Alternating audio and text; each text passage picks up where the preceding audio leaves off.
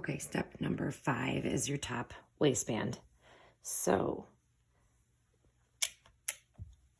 for the purpose of demonstrating the next step, I actually did not sew this yet. So you will have lines of stitching on here, and these will actually be able to slide these on because they're going to be almost like shorts now. So make sure that you press your seams open. So this is the center back. This is actually the center front.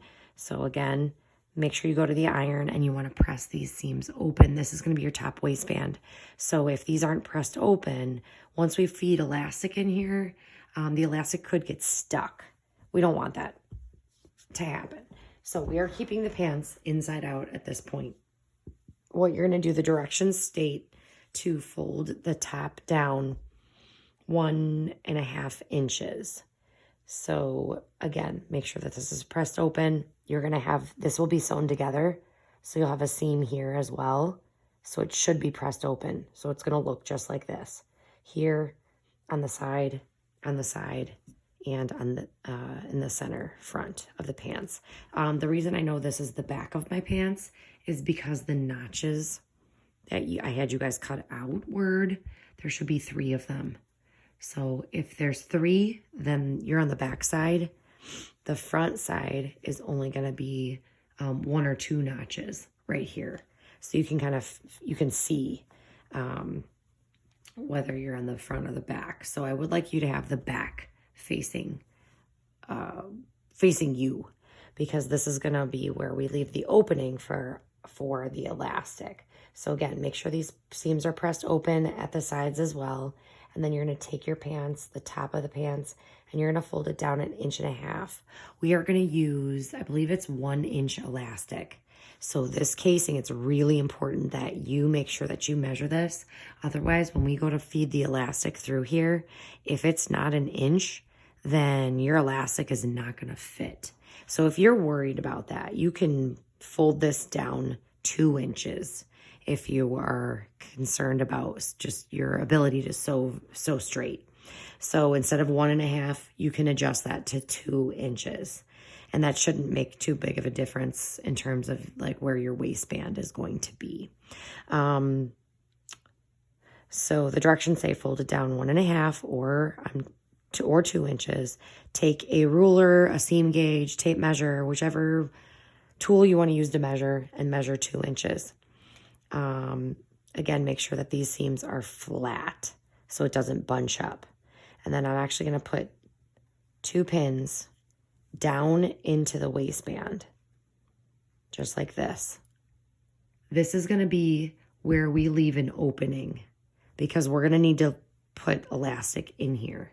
So put 2 pins here, about like 2 inches apart or so, just enough where we can stick elastic through here once we've sewn this together. So 2 pins here. Then you're going to measure 1.5 inches all the way around, or 2 inches if you decide that you want to make it a little bit bigger just in case. Once you do that, so it's going to look something like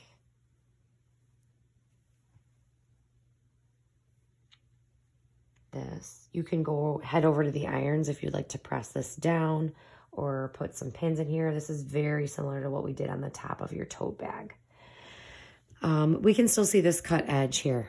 So we need to tuck this under about 1/4 inch, just like that. And then pin.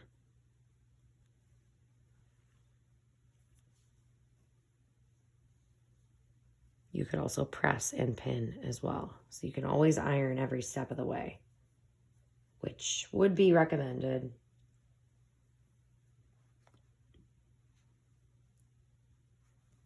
So you're going to pin right near this fold, parallel to the fold.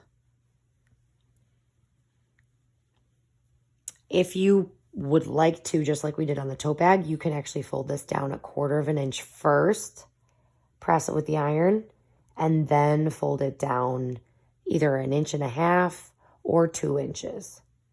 That's your choice. So if you'd rather fold that the 1/4 inch first, go ahead, or you can fold it and then tuck under.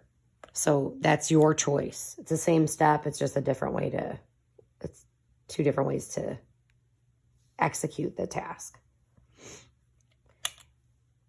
Okay, when you're pinning, please make sure that you're only pinning the front, or I'm sorry, this is the back of the pants, but pin this side and this side separately. If you pin these together, then it's going to be difficult to sew, and then you're going to sew your pants shut. So just be careful of that. So you're going to pin all the way around. It's going to be a big circle. It's going to look just like this. So you will see no cut edges.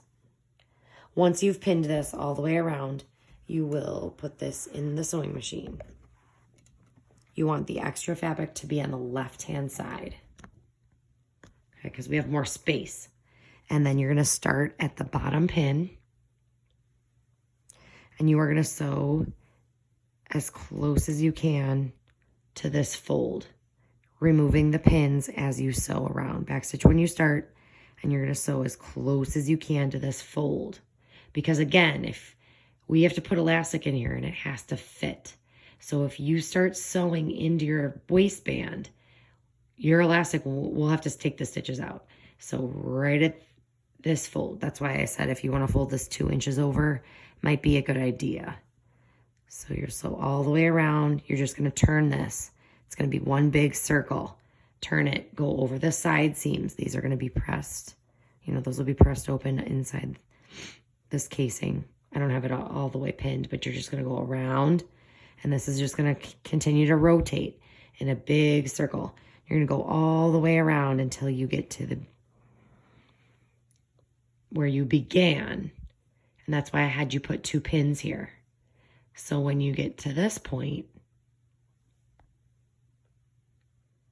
and you get to this pin, you're going to stop and backstitch. So you have this opening. The next step, I'll show you on how to feed the elastic in through this opening and make a tag so we know this is the back side of your pants. So there's how you do the casing. That's called a casing, or the tunnel for your elastic on the top waistband.